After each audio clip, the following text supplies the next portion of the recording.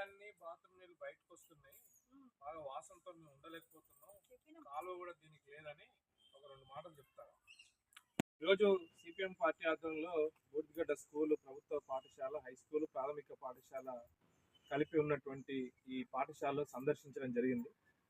ప్రధానంగా ఇక్కడ ఉన్నటువంటి సమస్య ఏదైతుందో బాగా డ్రైనేజీ సరిగా లేకపోవడం వల్ల ఇక్కడ ఉన్నటువంటి విద్యార్థులు ఎవరైతే అమ్మాయిలు కానీ అబ్బాయిలు కానీ ఉన్నటువంటి విద్యార్థులు ఎవరైతే ఉన్నారో వాళ్ళు వాష్రూమ్స్లో టాయిలెట్స్ పోస్తే బయటికి రావడం వల్ల బయట ఉన్నటువంటి డ్రైనేజీలోకి వెళ్ళి ఆ పెద్ద కాలువలో కలవాల్సినటువంటి అవసరం ఉంది. కానీ మధ్యలోనే డ్రైనేజీ లేకపోవడం వల్ల బయటకు వస్తున్నటువంటి ఏదైతే డ్రైనేజీ ఉందో ఆ టాయిలెట్స్ అంతా కూడా బాగా స్మెల్ తోటి, దుర్వాసనతోటి బాగా అపరిశుభ్రంగా ఉన్నటువంటి పరిస్థితి. దానివల్ల ఇక్కడ ఉన్నటువంటి ప్రజలు అనేక రకాల ఇబ్బందులు పడుతున్నారు. ఒకవైపు దోమలు, గాలి కాలుష్యం, ఇటువంటి ఇప్పుడు వస్తున్నటువంటి వర్షాల వల్ల కూడా అనేక రకాల రోగాలు వచ్చేటువంటి అవకాశం ఉంది.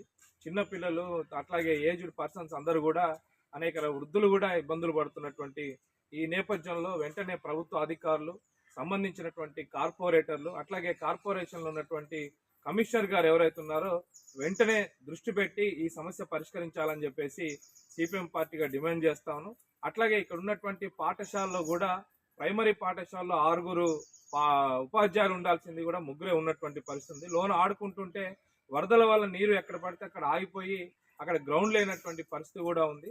అట్లాగే టాయిలెట్స్ కూడా సరిపడా టాయిలెట్స్ కూడా ఉండనటువంటి స్థితి కూడా ఉంది. సుమారు ఇక్కడ 300 పైచిలకు ఉన్నటువంటి విద్యార్థులకు కేవలం ఒక 6 మాత్రమే టాయిలెట్స్ ఉన్నటువంటి పరిస్థితి ఉంది.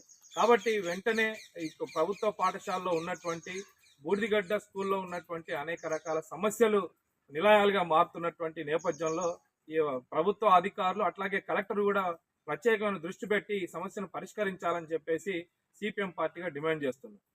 ఇక్కడ స్కూల్ వాటర్ మొత్తం యూరిన్ వాటర్ పైప్ బయటకు వదిలిపెట్టేశారు. మొత్తం బాగా స్మెల్ వస్తుంది. మేము ఏరియాలో ఉండలేకపోతున్నాం. దోమలు, మాకు జ్వరాలు అట్లాంటి ఇబ్బంది బాగుంది. చెట్లు కూడా చాలా గుబురుగా పెరిగి పెద్ద పెద్ద గబ్బిలాలు వస్తున్నాయి ఇళ్లలోకి. అసలు దోమలు బాగున్నాయండి. మాకు ఎవరు పట్టించుకుంటలేరు. అందరికి చెప్పినాము. ఆల్రెడీ ఒకసారి కలెక్టర్ గారు కూడా వచ్చిపోయారు. స్కూల్లో మేడం కూడా కంప్లైంట్ చేశాము. 1 నెల టైం ఇచ్చింది ఆమె.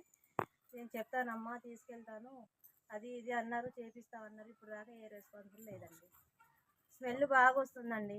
అసలు ఉండలేకపోతున్నాం. బయటికి రావాలంటే ఇబ్బంది అవుతుంది మాకు. చిన్న పిల్లలు ఉన్నారు.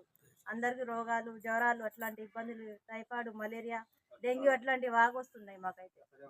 అసలే వర్షాకాలం అండి. మమ్మల్ని ఎవరు పట్టించుకుంటలేరు. దయచేసి ఈ ఉన్న సమస్యను కలెక్టర్ గారికి చెప్పుకోవాలని నేను ఇక్కడికి నిలబడి బయటకు వచ్చి చెప్తున్నా. మా ఇంటి ముందే కాబట్టి ఈ పరిష్కారం చేయాలని నేను కోరుతున్నాను.